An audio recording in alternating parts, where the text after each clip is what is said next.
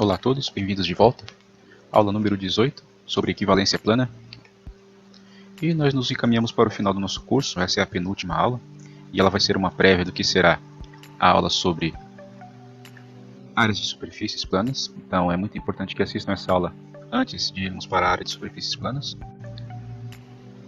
E o que nós basicamente vamos ver é que se nós operarmos um polígono determinado aqui como um polígono qualquer, nós vamos ver que nós conseguimos manipular certas partes desse polígono a fim de que nós consigamos uma área que seja um pouco mais fácil de trabalhar através de uma manipulação geométrica, que vai lidar com duas retas paralelas, nesse caso essas duas retas verdes, e o translado desse ponto aqui de cima, que seria o vértice do polígono. Eu consigo fazer o translado desse ponto até uma outra localização sem prejuízo na área. Então essa área do topo aqui desse triângulo aqui em amarelo seria equivalente a essa área de triângulo em azul.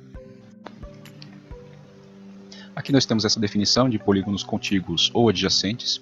Então eles vão ser contíguos ou adjacentes se eles compartilharem um lado em comum aqui, pode ser apenas um trecho do lado. Então nós temos esse segmento DC aqui, que praticamente faz com que um polígono encoste no outro. E nós temos essa outra condição aqui, onde um polígono invade a área do outro. Nesse caso nós não temos os dois polígonos adjacentes, nós temos ele não contíguos. Esse não vai ser o caso de estudo de hoje, e sim, nós vamos tratar de polígonos contíguos. Nós conseguimos provar que a soma de polígonos contíguos ela resulta numa área que vai ser o somatório entre a área do primeiro com a área do segundo. Então se eu tenho esse ajuntamento dos dois lados aqui formando um segmento comum, eu consigo provar que nós temos as áreas de A e B aqui somadas e resultam na mesma área dos dois polígonos separadamente. Então a área de A mais a área de B vai ser a área da união entre A e B. Se eles estiverem separados, nós também conseguimos fazer essa operação. Então a soma total entre A e B também vai ser a união B. Então esse lado aqui adjacente a esse, ele vai promover, se eu encostar um polígono no outro, esse lado em comum. Nós fizemos uma movimentação desse polígono B aqui para junto do polígono A e nós conseguimos uma congruência entre áreas. Então nós temos que as áreas separadas entre A e B somadas são equivalentes à área do polígono A', B', contíguos um ao outro. Essa definição é um pouco mais complexa, mas ela trata de polígonos que não necessariamente são semelhantes, mas eles ainda mantêm uma certa relação entre áreas. Então nós temos um retângulo aqui chamado de A, nós temos um paralelogramo aqui chamado de B, e nós temos as áreas internas, que aqui estão definidas pela letra T. Então eu tenho T1, T2, T3 e T4 ali, sendo que essa área T1 ela é exatamente a mesma que essa área S1. Notem que eu só estou modificando a rotação desse polígono T1 aqui, girando 90 graus à esquerda, e nós obtemos um novo polígono S1, que mantém a correspondência entre o primeiro. Nós conseguimos fazer isso daqui, a mesma equivalência com todos os outros polígonos internos A e B. Por exemplo, ali nós temos T3 também, que corresponde a S3 aqui. E nós temos o T4 e o T2, que correspondem a S4 e S2 respectivamente. Nós conseguimos fazer a manipulação de área através desses recortes, e notem que eu consegui mudar praticamente toda a configuração dos polígonos originais através dessa modificação de recortes das áreas internas dos dois polígonos. Então as propriedades reflexiva, simétrica e transitiva elas são válidas aqui para essa comparação entre áreas. Nós temos sempre que A é equivalente a A, se A é equivalente a B, então B também é equivalente a A. E se nós temos a transição aqui A equivalente a B e B equivalente a C, no fim das contas nós temos que A equivalente a C, que é a propriedade transitiva. Nós temos a uniformidade, que é a soma de polígonos 2A2 equivalentes entre si são superfícies equivalentes entre si. Então, nesse exemplo de baixo, são apresentados dois polígonos, o polígono A e o polígono B. Essa área interna ao polígono aqui, essa seção do polígono A, T1, ela equivale a S1. E nós temos também que T2 equivale a S2. Embora elas sejam de formatos diferentes, e como eu mostrei em 2 slides atrás, nós conseguimos fazer a transição dessas configurações e obter polígonos de áreas equivalentes. Nesse caso nós temos T1 equivalente a S1, sem prejuízo nenhum, e nós temos que T2 igual a S2, por consequência, os dois polígonos A e B, eles são equivalentes. Essa é uma das propriedades mais importantes, dois paralelogramos de bases e alturas respectivamente congruentes são equivalentes. Então nós não temos perda nenhuma de área se nós fizermos essa modificação aqui. Para começar o estudo, nós temos que esse polígono aqui trata-se de um paralelogramo ABCD. Nós temos essa área aqui 1, que ela equivale à área 3 por definição. E nós temos que, pela propriedade reflexiva, nós temos 2 igual a 2, então essa área é igual a ela mesma. E se nós somarmos termo a termo aqui, o 1 somado com 2 e o 3 somado com 2, nós vamos ter que 1 mais 2, que seria o paralelogramo ABCD, 1 mais 2, vai ser equivalente ao paralelogramo 2 mais 3, 2 mais 3, que forma esse outro paralelogramo aqui. Os dois paralelogramos aqui eles têm áreas equivalentes, 1 mais 2 vai ser igual a 2 mais 3. E com isso nós provamos essa propriedade aqui, que sem perda de área, nós conseguimos fazer essa equivalência.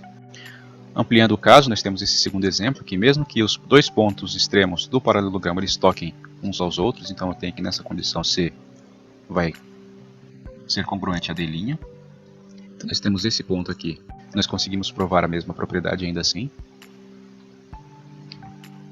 E uma expansão ainda, que seria o terceiro caso, é que não importa o quão longe eu vá com o segmento DC, mantendo-se a base aqui em AB, nós conseguimos trasladar esse lado aqui, DC, em uma posição muito além das fronteiras do paralelogramo original, e assim nós conseguimos fazer a equivalência plana entre essas duas figuras aqui. Essa figura da esquerda sendo o paralelogramo ABCD em azul, e nós temos essa área em vermelho, que seria o paralelogramo AB, C', D'. Mantida a base trasladando-se à base oposta, nós mantemos a mesma área. E por consequência dos teoremas anteriores, nós temos que a área do paralelogramo de altura H e base B vai ter equivalente área a um retângulo de altura também H e de base também B. Isso porque nós estamos mantendo a base fixa, nós estamos trasladando a base oposta aqui, e seria como se essa área aqui, em vermelho, fosse equivalente a essa área aqui também em vermelho. Então nós temos essas duas áreas equivalentes. Fazendo-se o transporte dessa área para lá, nós temos que a área 1 somada com 2 vai ser igual à área 2 somada com 3, conforme os exemplos anteriores. Então, resumindo, nós temos que a área do paralelogramo de altura H e base H vai ser equivalente ao retângulo de altura também H e base também H. Nós também conseguimos provar a área do triângulo, fazendo esse translado de uma área para outra posição, ou falando que duas áreas aqui são equivalentes. Nós temos a área 1 equivalente à área 3 nesse caso, mantida a área 2, que seria esse trapézio aqui, localizado aqui em branco. Se nós fizermos o translado dessa área para lá, ou simplesmente dissermos que 1 igual a 3, nós vamos ter que a área do triângulo, aqui destacado em azul, vai ser equivalente a essa área do paralelogramo destacado em vermelho. Isso por quê? Se nós tivermos essa base superior aqui do paralelogramo DE equivalente a BC, e nós dissermos que elas são paralelas, nós vamos ter congruência entre triângulos aqui. Então nós vamos ter esse ângulo aqui congruente a esse, nós vamos ter ângulos opostos pelo vértice aqui, e nós vamos ter que esses dois ângulos aqui eles são alternos, então eles mantêm também a congruência entre si. No final das contas, a área 1 vai ser equivalente à área 3, porque os dois triângulos são congruentes entre si. Mantida essa característica, nós temos que agora a altura do triângulo ABC não mais é H, e sim H sobre 2. Fazendo isso, nós temos que a área do triângulo é equivalente à área do paralelogramo resultante. Se essa área H ela foi dividida em 2 por conta desse segmento DE que eu fiz aqui, eu também vou ter equivalência entre esse lado e esse, porque os triângulos 1 e 3 são congruentes. E nós vamos ter aqui que a altura foi reduzida à metade, h sobre 2. A área do triângulo vai ser a área do paralelogramo, e a área do paralelogramo vai ser base vezes a altura sobre 2, não mais a altura total. Fazendo essa relação, nós temos a área do paralelogramo igual a B, base, vezes a altura sobre 2. Portanto, a área do triângulo, que seria o termo original, vai ser B vezes H sobre 2. E está aqui provada a área do triângulo, através da equivalência entre áreas de triângulo e paralelogramo. Do mesmo modo que nós provamos que a área do paralelogramo ela equivale à área do retângulo de mesma altura, nós também conseguimos fazer esse translado aqui, desse ponto V, aqui localizado como vértice do triângulo, no topo, até um ponto V' distante desse ponto original, só que de forma a fazermos um movimento paralelo à base. Então, se eu mantiver a base fixa, fizer o translado desse ponto V2 até uma posição longe de forma paralela, então as duas retas aqui, a preta e a verde, são paralelas.